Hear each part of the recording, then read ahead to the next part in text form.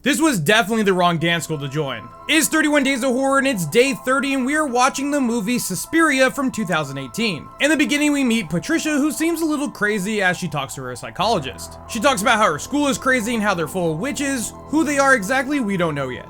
Funny enough, I only know about the 3 witches because I apparently watched the sequel to Suspiria, which is the movie Inferno, which they go into more detail about who exactly the 3 witches are. We're then introduced to Susie, who is our main character of this movie, and she goes to this dance school because she's a very skilled dancer. This movie is a lot more muted in tone compared to the original movie, which is very neon with its lights. The mirror room scene with Olga is super messed up, seeing her body contort like that. There's a scene where the doctor is reading through Patricia's notes, and I just hate in movies where the character is reading something important like handwritten notes, but the handwriting is just so hard to read. And I get it, I can pause the movie to try to read it, but still. So apparently the head witches send Susie super weird dreams at night, and that's why we see a lot of like super fast cuts of weird imagery, and also why we see this air wispiness around like the building, which is apparently from the witches. Now, what any of this weird, odd imagery that they are flashing in her head means,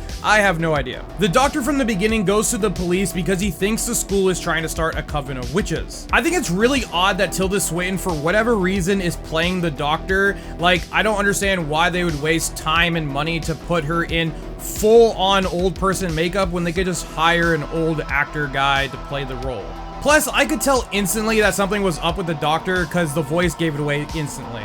There's a scene where Susie and Blanc go into the mirror room, and it was honestly super impressive because the camera goes literally right in front of them, and you should have been able to see the camera, but you can't. So this was a very cool scene to see. There's also random moments in this movie where we hear the radio broadcasts of the riots that are going on and also assassinations, and I don't understand why this is in the movie because it serves nothing to the plot and it all could have been cut out. When we finally do get their final big dance number in their red outfits, honestly, it wasn't that good. I feel like the whole witch coven storyline wasn't told very well, and nothing in this movie really shows that they're witches. Sure, there's some odd things that we see here and there, like the Olga scene and another thing, but it's not until the end that something actually big happens. At the very end, we do get this ritual scene, and it feels like it comes out of left field, and I'm like, what in the world am I looking at? I just feel like it wasn't set up very well, and I was not expecting for this movie to go so bizarre and bloody and violent at the end. While there were things that did confuse me, the movie is still pretty intriguing and it's shot very well.